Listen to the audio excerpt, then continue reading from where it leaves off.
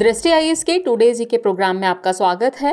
शुरुआत करते हैं पिछले अभ्यास प्रश्न से। हमने पूछा था, यूनेस्को ने सांस्कृतिक और प्राकृतिक विरासत की सुरक्षा के लिए विश्व विरासत शिक्षा कार्यक्रम कब शुरू किया था?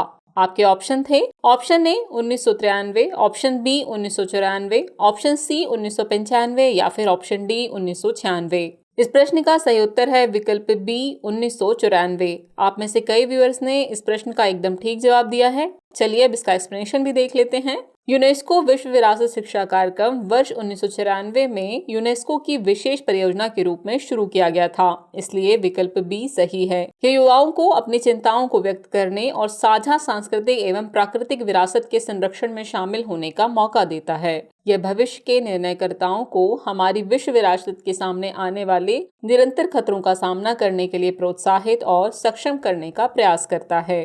इस कार्यक्रम का नेतृत्व यूनेस्को विश्व विरासत केंद्र द्वारा यूनेस्को से जुड़े स्कूलों के साथ समन्वय में किया जाता है। इस तरह इस प्रश्न का सही उत्तर है विकल्प बी 1994। चलिए शुरुआत करते हैं आज के पहले प्रश्न से। तो आज के एपिसोड का पहला प्रश्न है, हस्तशिल्प निर्यात संवर्धन परिषद यानी EPCH के संबंध में निम्नलिखित कथनों पर विचार कीजिए। कथन 1 है, इसकी स्थापना कंपनी अधिनियम के तहत वर्ष 1997-98 में की गई थी। कथन 2 है, यह एक गैर लाभकारी संगठन है। कथन 3 है, यह हस्तशिल्प के निर्यात को बढ़ावा देने के लिए हस्तशिल्प निर्यातकों का एक शीर्ष निकाय है। उपर्युक्त में से कौन से कथन सही हैं? आपके ऑप्शन हैं केवल 1 और 2, केवल 2 और 3, केवल 1 और 3 या उपरोक्त सभी। इस प्रश्न का सही उत्तर है विकल्प बी केवल 2 और 3। चलिए एक्सप्लेनेशन देख लेते हैं। हस्तशिल्प निर्यात संवर्धन परिषद यानी EPCH ग्वाटेमाला सिटी में भारतीय कला और शिल्प पर एक made in India trade show प्रदर्शनी का आयोजन कर रहा है। EPCH कंपनी अधिनियम के तहत वर्ष 1986-87 में स्थापित किया गया था, इसलिए कथन 1 सही नहीं है। यह एक गैर लाभकारी संगठन है जिसका उद्देश्य हस्तशिल्प के निर्यात को बढ़ावा देना है, इसलिए कथन 2 सही है। यह हस्तशिल्प के निर्यात को बढ़ावा देने के लिए हस्तशिल्प निर्यातकों का एक शीर्ष निकाय है, इसलिए कथन 3 भी सही है। इस तरह इस प्रश्न का सही उत्तर है विकल्प बी केवल 2 और 3। चलिए अगला प्रश्न देखते हैं। भारतीय रक्षा क्षमताओं के संदर्भ में मेहर बाबा प्रतियोगिता 2 का उद्देश्य किस प्रौद्योगिकी को विकसित करना है? परमाणु पनडुब्बी, एंटी विकिरण मिसाइल, परिवहन हेलीकॉप्टर या फिर ड्रोन आधारित प्रणाली। इस प्रश्न का सही उत्तर है विकल्प डी ड्रोन आधारित प्रणाली। हाल ही में रक्षा मंत्री ने वायु मुख्यालय यानी वायु भवन में मेहर बाबा प्रतियोगिता 2 का शुभारंभ किया है। यह प्रतियोगिता स्वदेशी ड्रोन उद्योग को बढ़ावा देने के लिए शुरू की गई है, इसलिए विकल्प डी सही है। इस प्रतियोगिता का नाम महान एयर कोमोडोर मेहर सिंह के नाम पर रखा गया है, जिन्हें मेहर बाबा के नाम से भी जाना जाता है। आपको बता दें कि इस प्रतियोगिता का पहला संस्करण अक्टूबर 2018 में शुरू किया गया था, जो अक्टूबर 2021 में समाप्त हुआ था। इस तरह इस प्रश्न का सही उत्तर है विकल्प डी ड्रोन आधारित प्रणाली। अगला प्रश्न है, कार्बन डेटिंग का उपयोग किसकी आयु को स्थापित करने के लिए किया जाता है? कार्बनिक पदार्थ जो कभी जीवित थे, केवल अकार्बनिक सामग्री, कार्बनिक और अकार्बनिक दोनों सामग्री या फिर 40 से 50,000 साल से अधिक पुरानी वस्तु। इस प्रश्न का सही उत्तर है विकल्प ए कार्बनिक पदार्थ जो कभी जीवित थे। हाल ही में वाराणसी की एक जिला अदालत में ज्ञानवापी मस्जिद के भीतर कार्बन डेटिंग कराने के लिए एक याचिका दायर की गई है। कार्बन डेटिंग एक व्यापक रूप से उपयोग की जाने वाली विधि है जिसका उपयोग जीवित कार्बनिक पदार्थों की आयु का पता लगाने के लिए किया जाता है, इसलिए विकल्प ए सही है। इसके लिए कार्बन 14 का प्रयोग किया जाता है। कार्बन 14 कार्बन का एक रेडियोधर्मी आइसोटोप है जिसकी अर्ध आयु लगभग 5730 वर्ष मानी जाती है। यह तत्व सभी सजीवों में पाया जाता है। आयु निर्धारण करने के लिए इस तकनीक का आविष्कार वर्ष 1949 में शिकागो विश्वविद्यालय के विलियर्ड लिबी ने किया था। हालांकि कार्बन डेटिंग को सभी परिस्थितियों में लागू नहीं किया जा सकता है। विशेष रूप से इसका उपयोग निर्जीव जीवों की आयु निर्धारित करने के लिए नहीं किया जा सकता, जैसे कि चट्टानें या पत्थर। साथ ही 40 से 50,000 वर्ष से अधिक पुरानी वस्तुओं की आयु कार्बन डेटिंग के माध्यम से नहीं निकाली जा सकती है। इस तरह इस प्रश्न का सही उत्तर है विकल्प ए कार्बनिक पदार्थ जो कभी जीवित थे। चलिए अगला प्रश्न है, निम्नलिखित में से कौन बाल विवाह एवं बहुविवाह के विरोधी और लड़कियों की शिक्षा के समर्थक थे? वह तत्वबोधिनी पत्रिका, सोम प्रकाश, सरबा शुभंकरी पत्रिका और हिंदू देशभक्त जैसे प्रतिष्ठित पत्र पत्रिकाओं के प्रकाशन से भी जुड़े हुए थे। स्वामी दयानंद सरस्वती, राजा राम मोहन राय, ईश्वर चंद्र विद्यासागर या फिर रविंद्रनाथ टैगोर। इस प्रश्न का सही उत्तर है विकल्प सी, ईश्वर चंद्र विद्यासागर।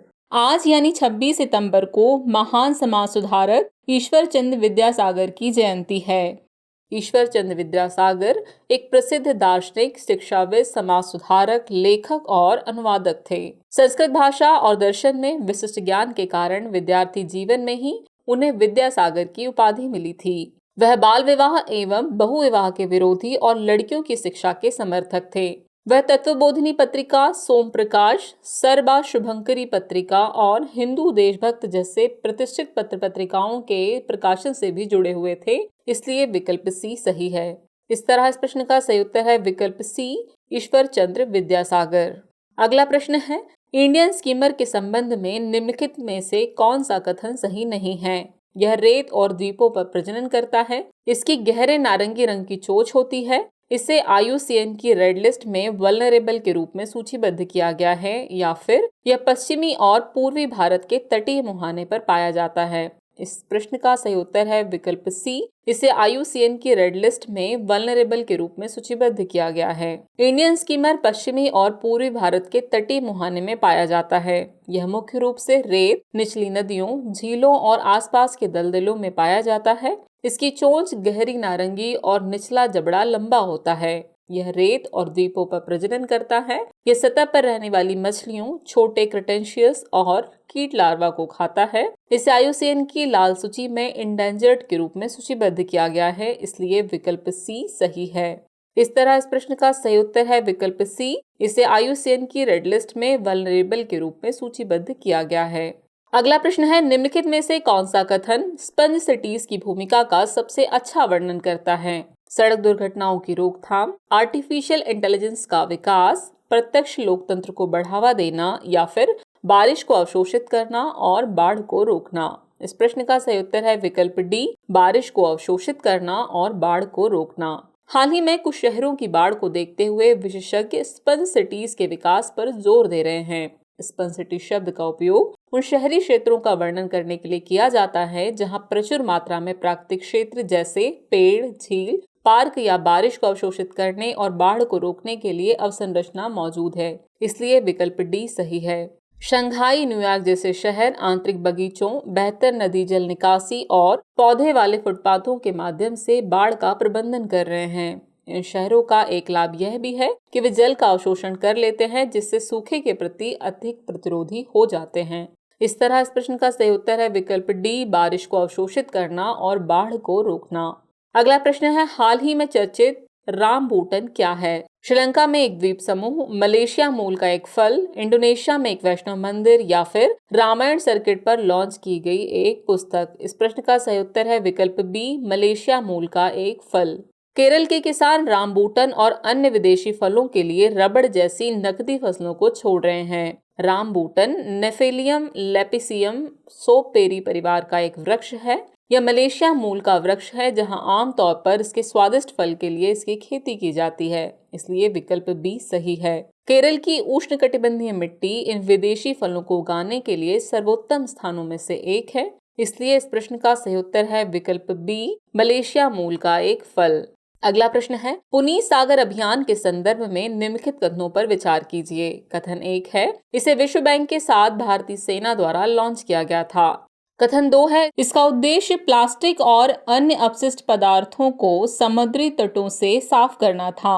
उपयुक्त में से कौन सा या कौन से कथन सही हैं या फिर हैं? केवल एक, केवल दो, एक और दो दोनों, या फिर न तो एक न ही दो। इस प्रश्न का सही उत्तर है विकल्प बी, केवल दो। चलिए, हाल ही में राष्ट्रीय कैडेट कोर यानी NCC और संयुक्त राष्ट्र पर्यावरण कार्यक्रम यानी UNEP ने पुनीत सागर अभियान के माध्यम से प्लास्टिक प्रदूषण से निपटने के लिए एक समझौता ज्ञापन पर हस्ताक्षर किए। NCC ने 1 दिसंबर 2021 को पुनीत सागर अभियान शुरू किया था, इसलिए कथन 1 सही नहीं है।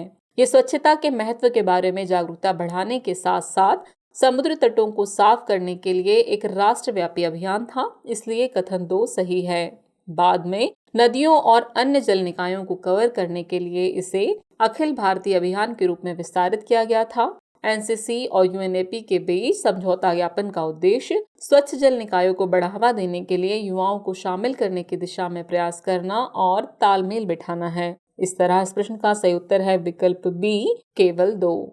अगला प्रश्न है, रेबीज नामक रोग किसके कारण होता है? विषाणु या वायरस, बैक्टीरिया, कवक या फिर प्रोटोजोआ? इस प्रश्न का सही उत्तर है विकल्प ए, विषाणु या वायरस। देश भर में कुत्ते के काटने के मामले दिनों दिन बढ़ते जा रहे हैं, जिससे रेबीज का खतरा बढ़ गया है। रेबीज एक वायरल रोग है जो रेबीज नामक विषाणु या वायरस से फैलता है, इसलिए विकल्प ए सही है।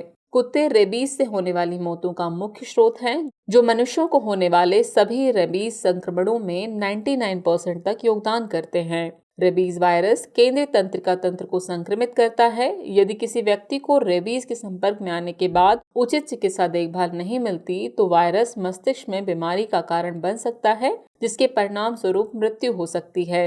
रेबीज को रोकने के लिए कुत्तों का टीकाकरण सबसे अधिक लागत प्रभावी रणनीति है। इस तरह इस प्रश्न का सही उत्तर है विकल्प ए, विषाणु या फिर वायरस।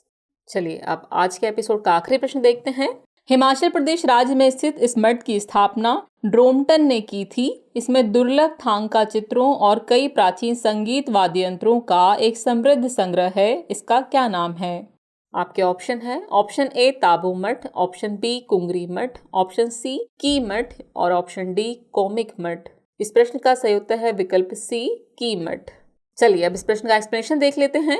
हिमाचल प्रदेश राज्य में स्थित की मठ यानी की मॉन्टेसरी की स्थापना ड्रोमटन ने की थी। इसे की गुम्फा के नाम से भी जाना जाता है और ये स्पीति के सबसे पुराने मठों में से एक है। यह लामाओं के लिए एक धार्मिक प्रशिक्षण केंद्र है। इसमें दुर्लभ थांग चित्रों और कई प्राचीन संगीत वाद्य यंत्रों का एक समृद्ध संग्रह है। इसमें बुद्ध की छवियों सहित प्राचीन भित्ति चित्र और पुस्तकों का भी संग्रह है, इसलिए विकल्प सी सही है। इस तरह इस प्रश्न का सही उत्तर है विकल्प सी, की मठ। चलिए अब आज के एपिसोड का अभ्यास प्रश्न देखते हैं। विश्व नदी दिवस 2022 कब मनाया गया? आपके ऑप्शन है, ऑप्शन ए 22 सितंबर, ऑप्शन बी 23 सितंबर, ऑप्शन सी 24 सितंबर या फिर ऑप्शन डी 25 सितंबर। तो व्यूअर्स इस प्रश्न का जवाब कमेंट बॉक्स में देना न भूलें। जल्द ही मिलते हैं नए एपिसोड में नए सवालों और नए जवाबों के साथ। तब तक के लिए शुक्रिया।